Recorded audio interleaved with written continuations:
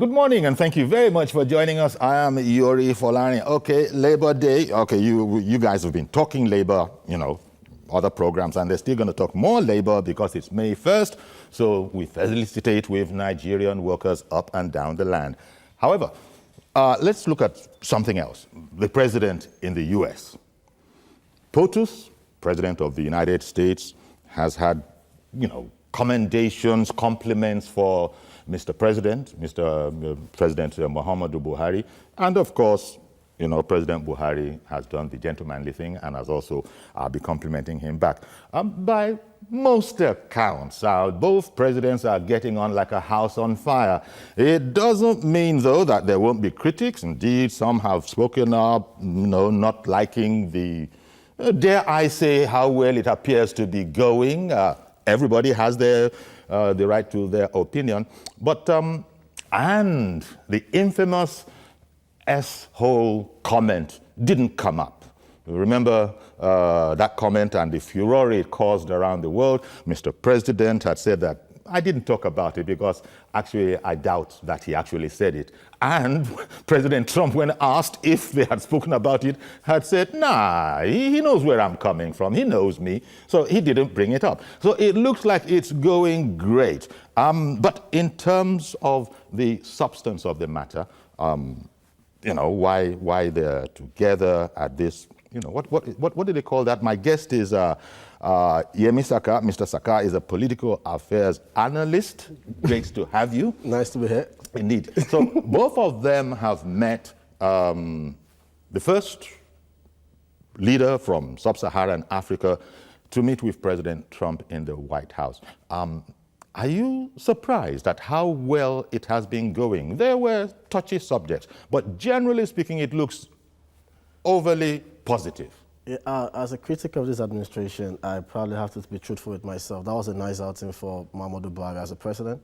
He did well, personally. You say that almost regretfully. No. With all sense of patriotism and nationalism. Cool. He did very well, and I was impressed. And yes, there was no reckless talk, which Nigerians were scared of or anticipating. There was none, and it was quite presidential. And you can't take that away from him. That's another kettle of fish if you're talking about the substance, like you said, that Nigeria took away from the meeting. But the compliments from President Trump was fantastic. He said nice things about President Muhammadu Buhari. He said some flattery things about Nigeria being a very beautiful country. That Nigeria could be credited to have, fought a great battle and probably making progress in the war against corruption. That shows you that, yes, we're ready to attract foreign investors and, foreign direct investment into Nigeria. So, as you say, it's hard to follow that. But, so that we sort of balance it, to stay on it, I think former Minister of Aviation, I read something that he wrote. His opinion was that he was sounding almost betrayed by POTUS because he probably doesn't see eye to eye with what the majority of people are seeing.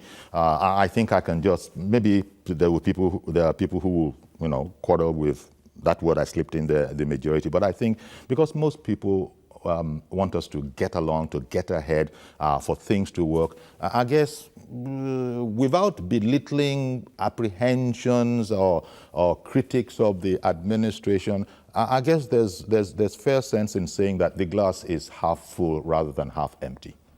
Well, yes, you probably want to say it half full, but some people always want to still say it's half empty. Yes, you can't fault them. Just as I said.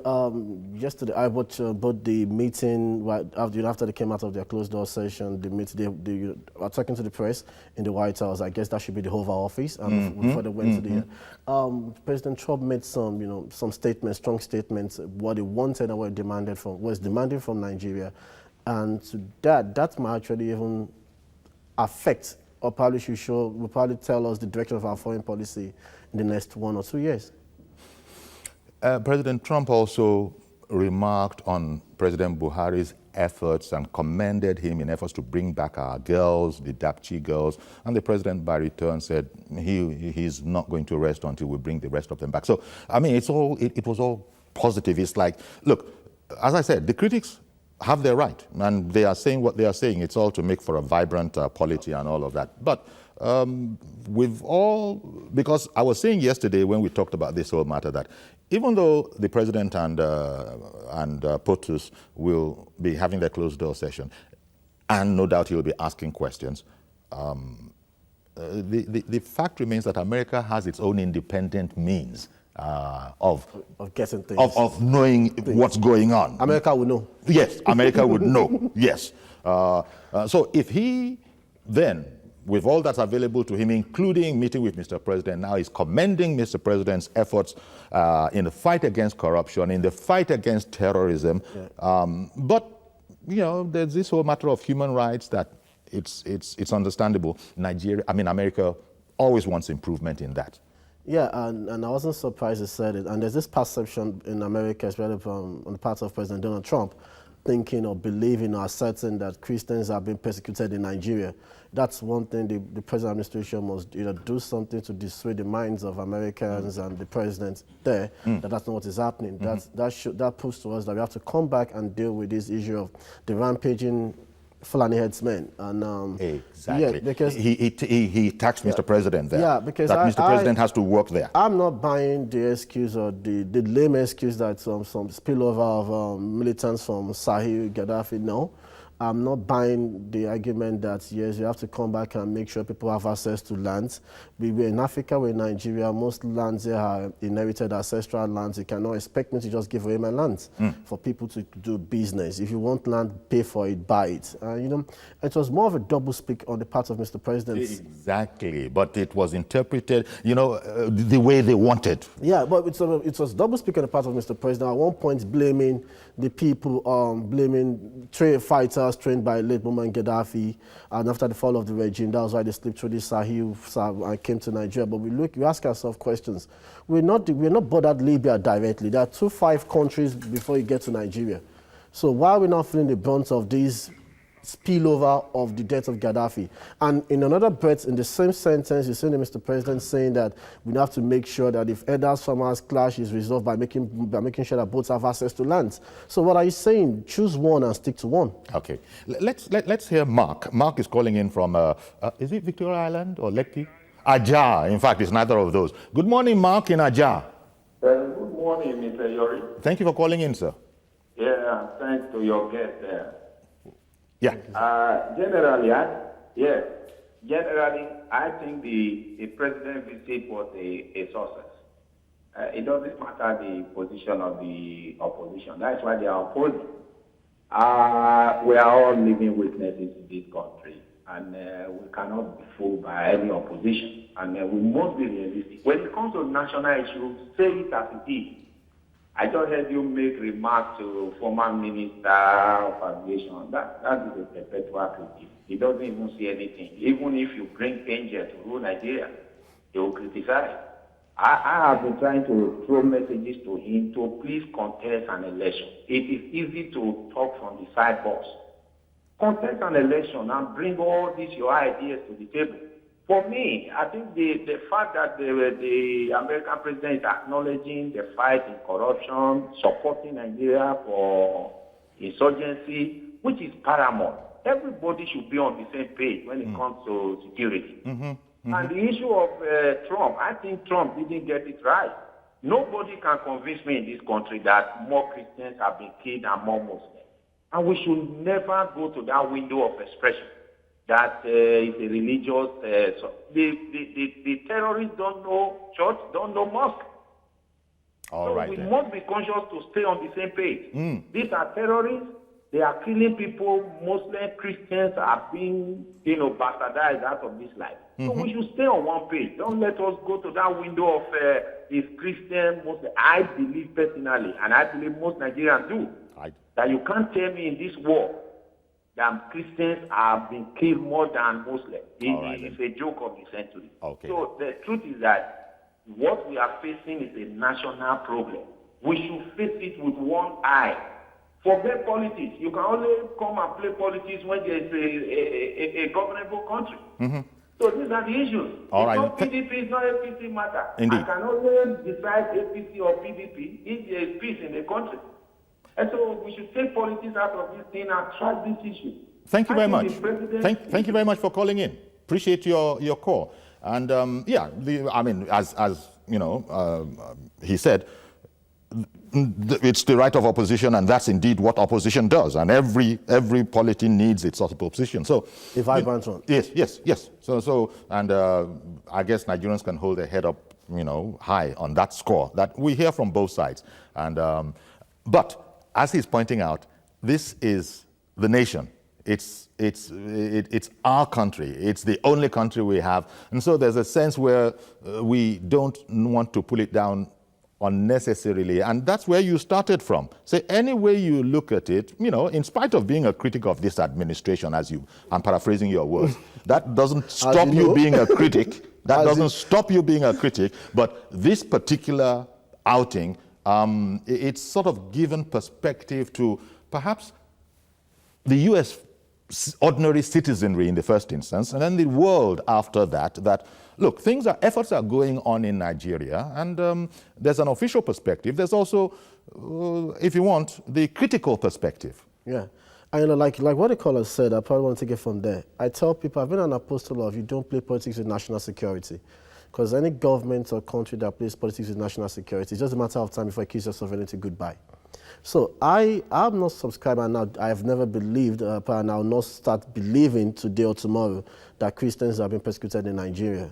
I won't believe that what we have right now, what's ongoing right now, is persecution of Christians. That's why I said that's a misconception, or that's a wrong perception the president has to deal with by acting and calling and dealing with what we have on ground. One moment, please. Let me take Mr. George calling in from Ikeja. Good morning. Good morning, Uncle Yori. Thank you very much for calling in, sir. Uncle Yori, there are two impressions I got from the president's visit to the U.S. today. Positivity, yes. There are positive indications that are coming out of it. At least the president of the United States has, by body language, agreed that we are not a shithole country. Did you have to say the word in full? Yes, and that we are not at the top we were. By body language. That statement he made was not a statement backed by truth. He even denied it. No, I don't know. He said some countries in Africa. Yes, he denied it. So in one way or the other, he has to correct it. Yes. But one thing is clear, that he now is aware that that statement is false, because there are Nigerians. We have 3 Nigerians at NASA. You know NASA, where they have the best American scientists. 3 Nigerians are among those scientists in America. He knows. So he has to give us our due respect. That is that. What I got from yesterday's discussions, the clips we watched on air, Uncle Yori, is that both the president of the United States and our own president seem not to be fully abreast of the real truth of this herdsman figure. Our president said it is a very historical thing, and linked it to the war in Libya. Yes. About people that brought arms from Libya. I don't agree with that. Indeed. Maybe he has been misinformed. Yeah.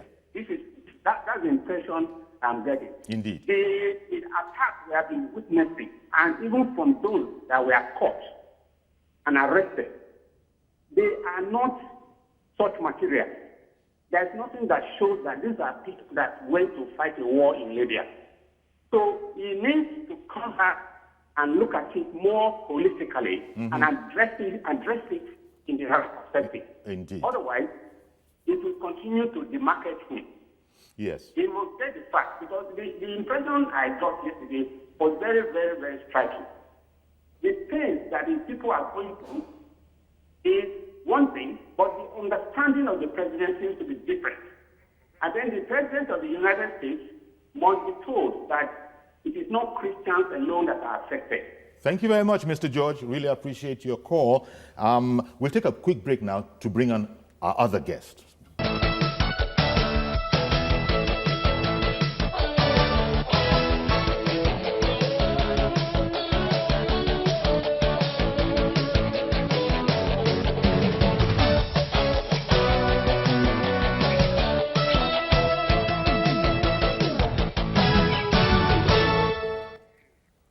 Okay, welcome back, and we've since been joined by Mr. Muda Yusuf, who is Director General, Lagos Chamber of Commerce and Industry. Thank you very much for coming on. My pleasure. Indeed. Okay. And well, because your organization, the Lagos Chamber of Commerce and Industry, you need workers in there. You need workers. So there's a sense in which today is also special, it being May 1st, Of course. Workers' Day. Now, the president in the U.S., priorities are the economy, security, and business generally, maybe agriculture, because I've heard people talk about that. How would you assess the potential of this visit to sort of put a bright side on business if all is handled appropriately? Well, thank you very much for this opportunity. First, there is something positive about the bilateral relationship between Nigeria and United States coming from that visit of the president. And in sub-Saharan Africa, I think our president is the first to visit at the invitation of President Trump. So that is very positive. Secondly, the United States economy is the largest economy globally. It's an economy that is worth 20 trillion US dollars. Trillion. That's the current estimate of that economy. So it's a very big economy. And for any country that has the capacity to take advantage, because benefiting from trade or bilateral relationship is about the capacity to take advantage of the opportunities that are presented. Since 2000, we have had what we call AGOA. That's right. African Growth and Opportunities Act. It has been extended now to 2025 or thereabouts. It has listed over 4,000 products that can enter United States free of duty. Duty-free, quota-free. There's the question of how much advantage has been taken of that particular... That is the issue. Because it's one thing for you to have the opportunity, it's another thing for you to have the capacity to take advantage of it. So the point I'm trying to underscore here is that the opportunities in the United States are immense. It's a very big economy, although Trump is trying to build a wall around that economy. He's becoming increasingly protectionist, and that is also an issue, because even in the remarks he made, he alluded to the fact that there are some exports that are supposed to come to Nigeria that are having issues because of some policy issues. Just like Trump, we are also protectionists. Yes. Are you saying America first? We are also saying Nigeria first. Yes, Nigeria first. And I know that there are some imports from United States like wheat and some grains that have been affected by some of our trade policies. And he made a reference to that they are also looking up to Nigeria reciprocating and allowing some of their exports, which he has been having challenges coming to Nigeria, to also have a better way to come to Nigeria. And I know how passionate our own president is about the issue of protecting agric and all of that. Exactly. Because I wanted to sort of interrupt and say, yes. Look, how is that going to sit with us? Because, when they make that case, we ourselves were trying to export our own. Exactly. You are now saying you want to bring your own in here. So it's a challenge. And that is the way Trump is. Nothing goes for nothing. That is so, he's a businessman. Yes, he's a businessman. A deal maker. Yes, he's a deal maker. I think he mentioned the assistance they have given to Nigeria, close to $1 billion US, and that there should be something to show for it. Yeah. So he made that point. So I don't know how we are going to deal with that. The president, our own president, did not quite pick that point, or maybe he noticed it and he couldn't respond to it. But I know that around wheat, there is a lot of issue. The local flour millers have been compelled to patronize locally grown wheat. Exactly. The flour millers are complaining that there is no capacity. Exactly. Those who are growing it say they have capacity. So there are all sorts of issues. Yes, and now Trump says we have wheat. Yes, you don't want it to come into Nigeria. Exactly. Yet you want your own to come into us. Exactly. What are you going to do for us? But on the whole, the ability to take advantage of any international trade agreement, understanding or whatever, is a function of the competitive capacity or the competitiveness of your local firms. Because this way is the way to grow an economy is to build firms that are internationally competitive. And at the best, I'm guessing that you can, at the very, very best, you can only say that is a work in progress in Nigeria. Well, it's to a just work. look for the most positive way to phrase it. Yes, It's been a work in progress for the past 15 years. Yeah, that is why I said it's a work in progress. I'm looking for the, that kind of a thing. That is a major drawback for us because the opportunities are there and we have the entrepreneurs here. Nigerians are exceedingly very enterprising. Even in the midst of all of this, you can see what Nigerians are doing. Yes. In fact, but the most difficult area for us is the area of production. That is where our competitiveness and our productivity is perhaps the lowest. Except for those who are multinationals, the medium-sized companies in production is tough. And well, you have a man like Aliko Dangote, for instance, symbolizing entrepreneurship and everything that you've said. It's just that, it's like they're few and far between. And I guess the point you are making is that, we need much more of those. Well, Yemi, you see, people have been saying that it's all about the environment, the enabling environment that, Muda has been speaking about now. There's a sense in which perhaps we've been a bit slow in providing this very enabling environment that analyst to expert has been counseling. Quite frankly, it's not just been a bit slow. Me, I'm always looking for the positive, so that you will now come and say, well, we understand what you mean. I think I get where you're going to, where you're heading to, but let's get this straight. Now, if you look at Nigeria and America, there's a similarity in our history or background. America's economy started with oil, then drifted into agriculture, then now moved into technology. Same thing with Nigeria, oil. We're meant to drift into agriculture, we're still not there. So when are we going to get into technology? Because in fact, if you look at America and what technology brings in, if you look at it so I'm not trying to advertise for them, Google, Facebook, LinkedIn, and what have you, the turnover is even massive. At times, it's like the turnover is even more than what we earn as a nation. So we ask ourselves, when are we going to get there?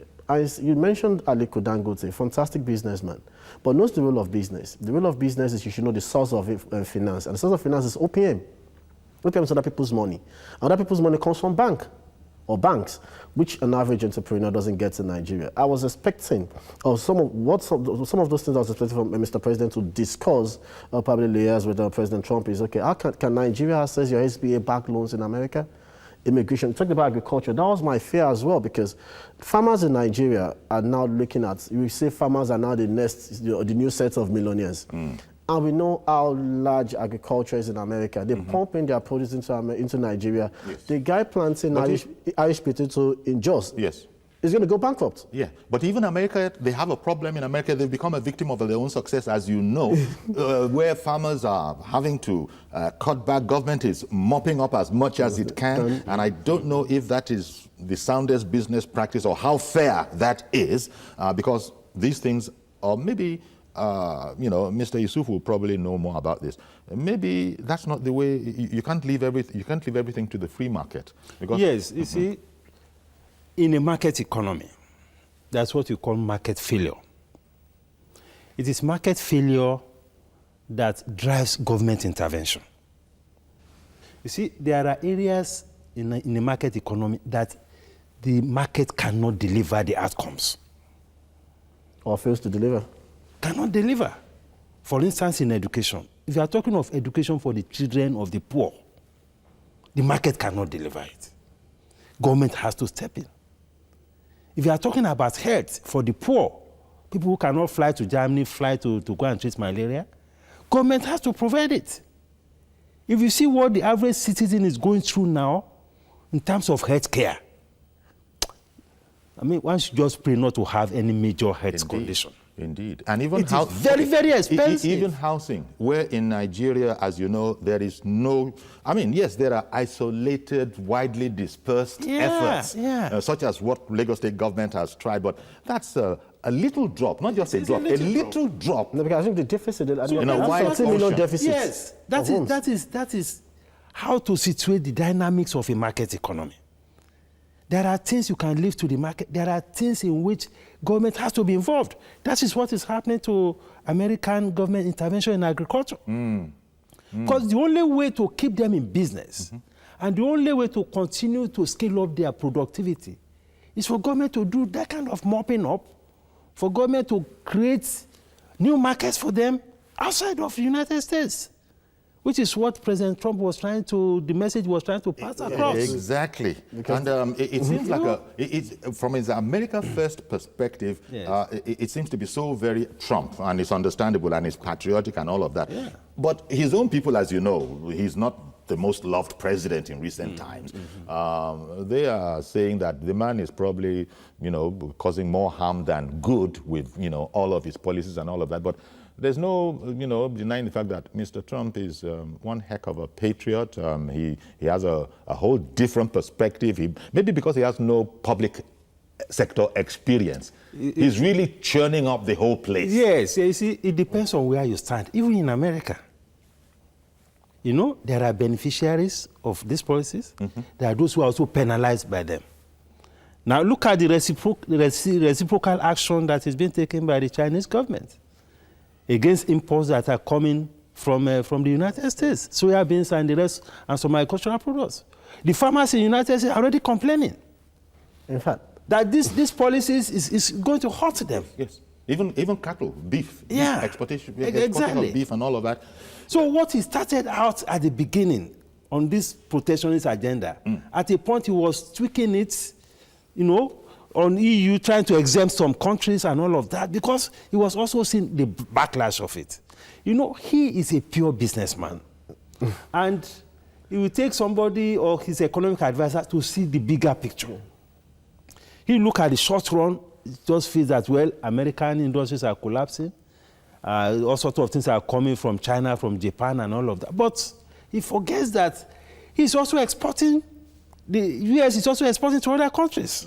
Indeed. So when all this reciprocal action have started to crystallize, he's now beginning to look at, some of those things again. Yemi, permit me to stay with Mr. Yusuf for another aspect of this whole thing. Our production capacity. It's related to what we're talking about now. That's a problem, isn't it? Because industries are packing up, their suitcases, so to speak, and moving to more clement environments. The exodus to Ghana is known. Maybe some people are going to other countries. That's a sad commentary, and it doesn't look like something that can be fixed pretty soon. What do we do? It's not something that can be fixed pretty soon. But it's a major, major problem for business, for the economy, and for the citizens. And infrastructure.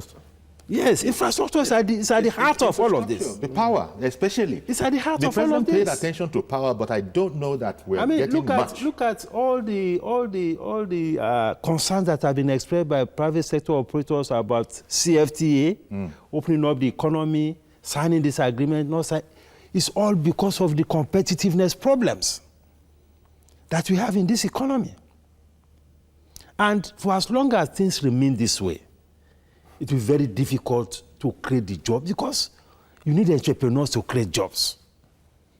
Look at the number of unemployed that we are witnessing every day. Yes. It is the entrepreneurs that will create these jobs. And unless you create the environment for them, particularly this infrastructure and to some extent some policy issues, you talk about issue of funding. You know how much cost of funding is now?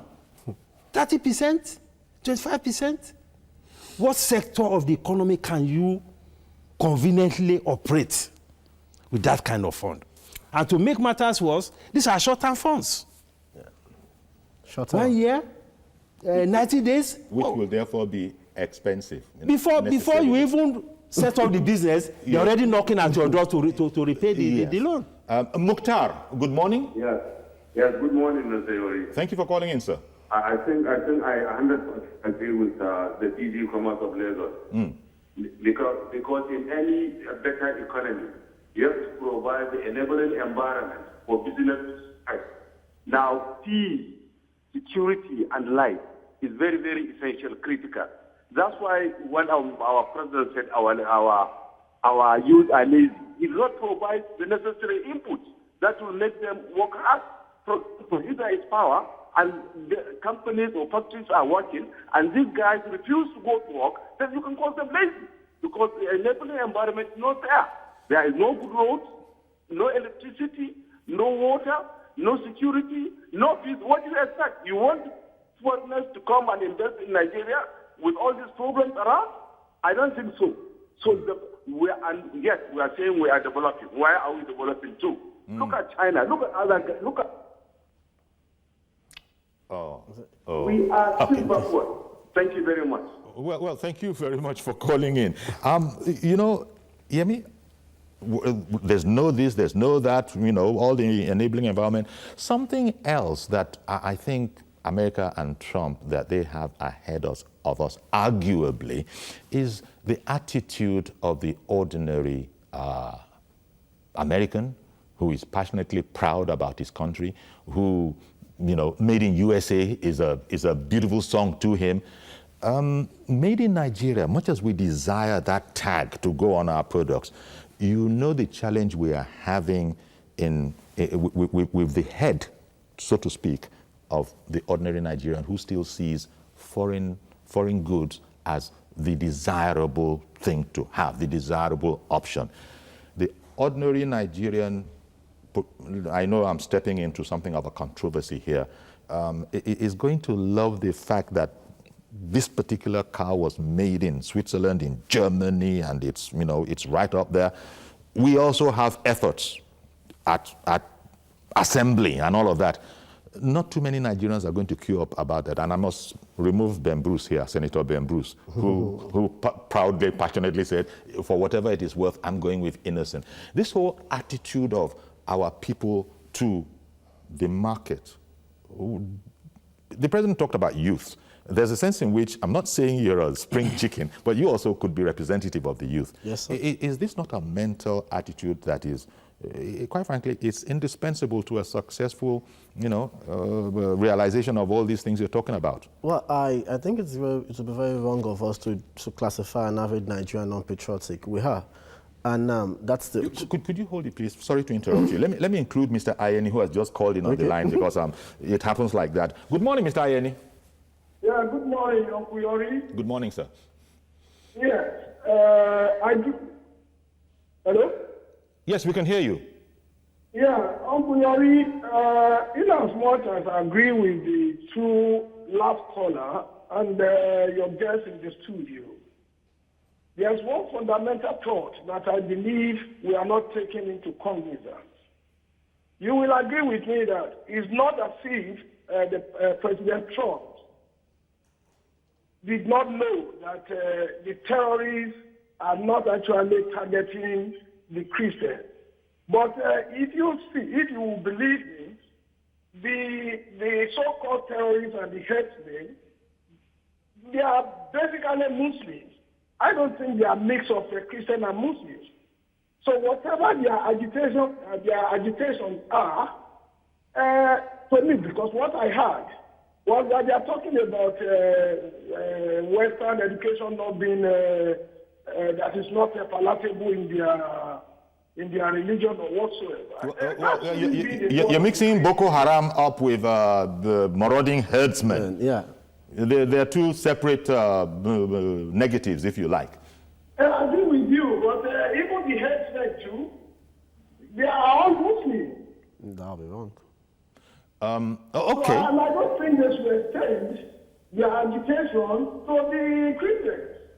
Okay, yeah. In fact, the comment has been made that President Trump got that wrong, but he is all those thousands of kilometers away, so it's understandable. He doesn't know, the satellite can't tell him everything. It will tell him a lot, but it can't tell him everything.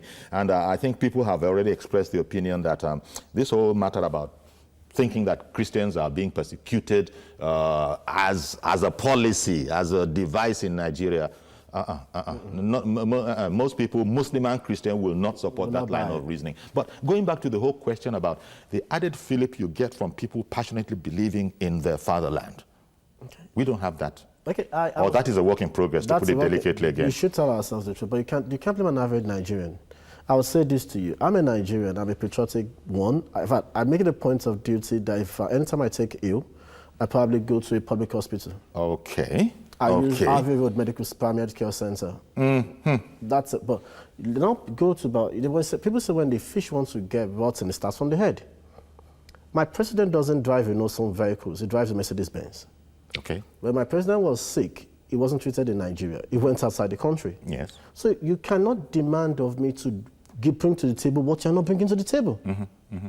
You lead by example. Because we've done it before. Remember, although it was a military regime, there was a time when the head of state, which is the top servant in this country, top public servant in this country, well, they were all driving Peugeots. For some reason, you would have expected Obasanjo to continue that trend. I saw the most exotic cars that I hadn't ever seen before. Obasanjo tried in a way because most of the personnel, the officers of the Nigerian Army, Navy, and what, even extended to the paramilitary, were made to buy Peugeot products. Well, there you go. We're made to buy. Yeah, but I think even it was to then, create a market. We're made to. Yeah, but it was a by force market. It's a different thing. Yes, sir. Nigerians are very rational people. Okay. Sorry, sir. Yes. Maxwell is in Ghana. It's an international call. Okay. Let me bring him in and come straight back to you. Good morning, Maxwell. Oh, I'm so sorry about that. Yes, back to you. Nigerians are rational people. Okay. When they see good products, they will go for it, irrespective of whether it is made in Nigeria or not. I will not agree with you fully that Nigerians don't have regard for what is made in Nigeria. Ankara. Look at our African fabrics shown here. And that is uniquely us. Look at how beautiful this thing stands on our ladies. No, man. But everybody, but our ladies, the fashion community has grabbed hold of Ankara, for example. Fantastic. Even abroad. Yes. They appreciate it so much. Look at our entertainment industry. You're dead right there. Look at it. There was a time when I was growing up about Indian films and all of that. All that have disappeared. So you're saying an average home now, people are glued to all this home video. Yeah. I mean, even the entire African continent. And additionally, even in the industrial sector, I hope it is still so, Nigerian cables are known to be better. They swear, all builders swear by Nigerian cables. In fact, so much so that they're beginning to fake Nigerian cables. Let me give an addition that you'll be shocked that. While we're growing up, everybody was crazy about CNN. But now a lot of people want to watch TVC and some other news. Never mind about some other stations, just TVC. I know. I know. But you see, like but I get the point you're making. So Nigerians are passionate about it. In fact, there's a time when I was growing up, the only thing I grew up seeing on TV was NTA. So we go back to what Muda said, that the Nigerian consumer is such a discerning person that wherever it comes from, if it is top-notch and you can put made in Nigeria on it, then he will forgo made in the UK. Of course. Look at our musicians, for instance. I mean, how many homes do you go to now? People are, especially look at among our youths. Yeah. So that's look at the kind of impact. So the notion I put forward is not entirely current. It's dynamic and it's changing for the better. It cannot stand scrutiny. That's what somebody says. Respect evidence doesn't show. Yes. Right. And again, it's not about symbolism that the president is riding a made in Nigerian car or you are wearing Ankara to the Federal Executive Council. That is not what is going to make it to happen. Let us put quality on the table. Indeed. But once we put quality on the table... But it's also about leading by example, which is one thing that we have not seen, locally. But in many of these other countries, if you create the right kind of environment, it's just not innocent you have. You have Toyota coming here. Indeed. You have Nissan coming here. You see, because you have BMW coming here. While I understand when you say it's not about symbolism, the fact that our leaders do what they do, the rest of us will see it. And I think tomorrow there's the Senator Abraham Adesanya, 10th memorial lecture. The theme of that particular symposium is leadership and the future of Nigeria.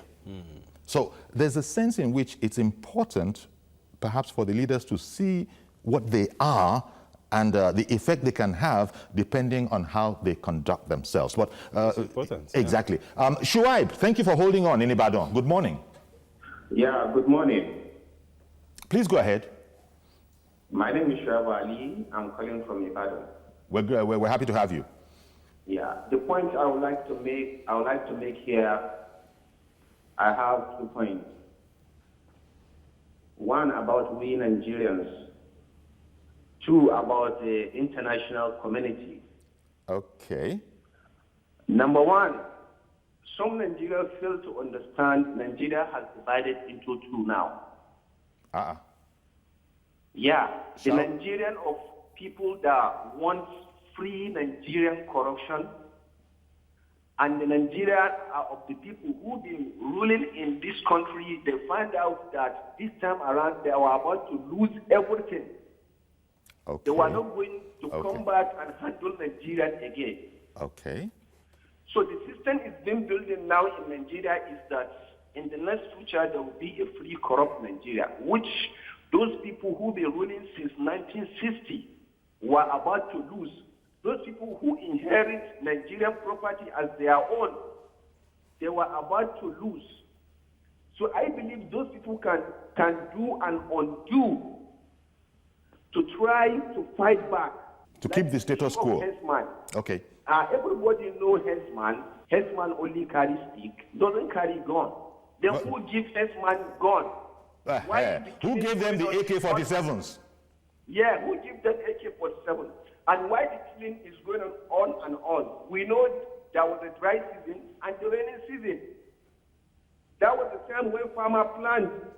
But this killing go on even during dry season when nobody in the farm. So we need to put our eye. And then secondly, in the case of our pastors, Christians being killed, look at when Jonathan was in power, Ayo Olusegun was served as vice president. Nobody heard Christian voice that Christians were killing. Because Ayo Olusegun was serving in Asorok as vice president 247. But nowadays, when there was no free money for Christians to organize any occasion for the presidency, they were complaining, they were recruiting, they were doing sort of things. Well, all right. Thank you very much. Let's just, we said before, let's sort of steer this away from those areas. We've already said that it is not true that all these terrorists, because there's a sense in which you can call all of them, we're distinguishing, we're saying Fulani herdsmen. Look, all these terrorists are hardly distinguished. They don't want to know your faith. What they want is to just be wreaking this havoc. And it's been said that the matter of persecuting Christians, President Trump got that one wrong. It's not like that. Even Christians themselves, you will not allow as much. But you know, it's understandable we continue like this. Now, okay, President Trump commended President Buhari on his efforts against corruption. Now, that's fighting against corruption, and you know, a critic, an avowed critic, and proudly so. Give me your perspective. Yeah, that was a good perception on the part of President Donald Trump. Like I said earlier. Okay, so even you will agree that there are significant efforts being made in the fight against corruption. Yes, even if it's on paper. Well, you know, the fact that it shall not be business as usual. Yeah, as Shuaib just said, there are those who want the tap to continue running into their private channels. You see, it's very wrong, or rather unfortunate, when you have some people, probably a large population of Nigerians, assuming that anytime there's a voice of criticism or dissenting view, is because corruption is fighting back. That is wrong. But to me as a Nigerian, I was proud of that perception, because it's like, it gives us, we can attract foreign investors. Somebody can believe that when I come to Nigeria now, I can get business done, and I can get justice if I'm being cheated, and things will go the right way. In short, businessmen want a level playing field so that they can study, they can research, and they can make meaningful projections. Yes, that's what it is. So policy flip-flops. I've been hearing these complaints from the business sector for ages, that you don't know what to expect in Nigeria. Right now, in this administration, you think you know where you are. Lo and behold, another administration comes up and it's... Okay, no, I will even cite an instance. This administration, there was a time, twice in 2 weeks, they changed the monetary policies. Yeah. Okay. Reverend Dominic. Good morning, Yori. My good friend, good morning.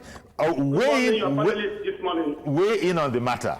Yori, there's people, someone like me, Reverend Dominic. Yes. If I throw stone on Buhari, they appreciate that. Do you hear me? Yeah, let me go back. Because there's a humber. Okay. And when I throw stone on Buhari because I spotted him, they are glad. Just like yesterday, someone tried to talk about me. But let me say this. Buhari has done something good in some areas. But one area he's disappointed most of us is that area of that, what they call capital flight, going to abroad for medical treatment. Okay. I wish if Mr. President had treated himself in Nigeria, the scenario and narrative could be different today. And that is what we're fighting in the old government. Where everybody flies out for treatment. Let me give you an example. When his son has an accident, the son has a surgery in the brain in National Hospital. And it was 100% successful until we see a knuckle of it going abroad to show that you are the son of a president. Nigeria will have all things.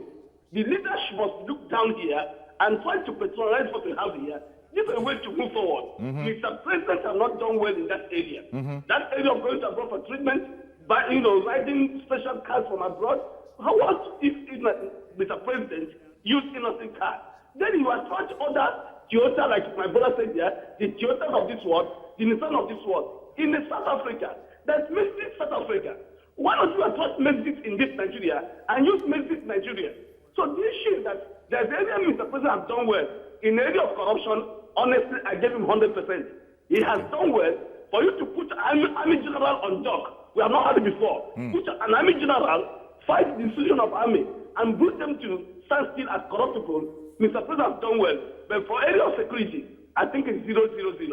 Okay. Thank you, God bless. Indeed. Thank you very much, Reverend Dominic. So, Muda, this whole question of leadership and the future of our country, is it because what we're saying is that it seems that all the materials, the raw materials we need, we have, if we were to bend our back to it.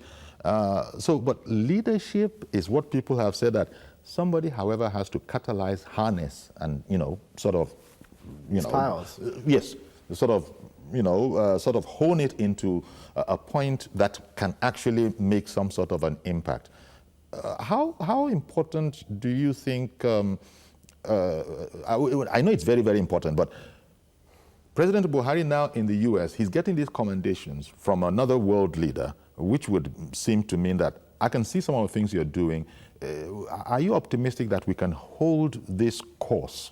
Because it's not enough, as we've just indicated, to do it in one administration and then another administration comes along and it's a different focus. This whole matter about not focusing, which would appear to be what we've experienced in the past. First, one should acknowledge what the president has done in these areas, at least the impunity that characterized the looting of public treasury and all of that. I think that has stopped in terms of the impunity. But it's still a very big problem. Because it has become endemic. For the business people that relate with government,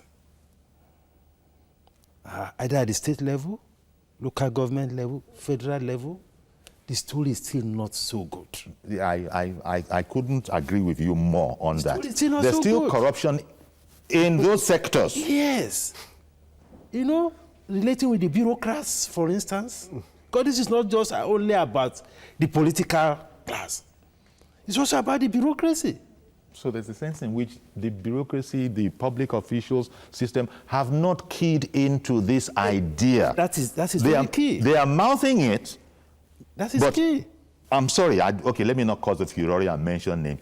People are still taking money on the streets, public officials. As an example, local government people are still doing all of these things. So it just goes to show you're saying one thing and doing another. Mohammed, let me squeeze, our last caller. Good morning, Mohammed. Mohammed, are you there? Yeah. Okay, we can take you now. Go ahead, please. We're ready for you, Mohammed. Go ahead. Good morning. Good morning, sir. Good morning. Yeah. This, I want to contribute to the program. Yeah. We're waiting for you to do so. Go ahead. Yeah, I will be surprised to hear one of the presenters here saying that there is nothing like corruption fighting back. In any place where you say you are going to fight corruption, yes, there must be corruption fighting back in the other way, because today, those people that ruled for the past 1960, 83, 1999 today, yes, have looted and squander our resources, yes, kill the economy of this country. Now that they don't have the chance to loot, they don't want to change. And then look. So they will not want anybody that will change their status quo from what they have been enjoying before. Okay. So for that reason, they must fight back. All these herdsmen and Fulani farmers, believe me, it's international and local politics, whether you like it or not. You cannot take it away from this. It is international. Okay, thank you very much. We had to, truncate that call simply because the almighty dictator, time. There's no democracy with time. It has caught up with us. But, all of this is within the context of Mr. President's visit to the U.S., a successful visit from what we can see here, even though it's not over yet. There will still be more analysis. Mr. President will come back and we'll look at it. But generally speaking, it's been a very nice outing for Mr. President. Both presidents have complemented each other. There's a lot of work to be done. Some misconceptions from the U.S., understandably. I guess there's some misconceptions we also have about the Americans as well. But by and large, it's a good outing, and I guess we're happy about that. Would you like, gentlemen, to just round off in maybe 15 seconds if you got any bullet points that you care to? I probably want to say something. Is that I was expecting Mr. President to push for nuclear power. If we cannot talk to U.S. and allow us use nuclear power to generate electricity, that will solve our problem. Yeah. That was one. Okay. Looking at immigration, which is like Iran said that. That's what we're using. Yeah. Okay. Time. Sir, any as you said, Mm-hmm. it's a good outing. Yes. Generally speaking, we should just take advantage of it and see how we can strengthen our policy environment and strengthen security. Because without security, we can also not do business. Indeed. So it's also related. Thank you very much, Mr. Muda Yusuf, Director General, Lagos Chamber of Commerce and Industry. And also thanks to you as well, Mr. Yemi Saka. In fact, you were a lot softer than I know you to be. Mr. Yemi Saka is a political affairs analyst, but I suppose what is good, and therefore that's the way it is. let's call it speed and not a cutlass. Thank you very much. Okay, that's our program, and thank you very much for being with us. Join us tomorrow at 10:30 as usual for our fresh program. Femi Akonde will be on the seat.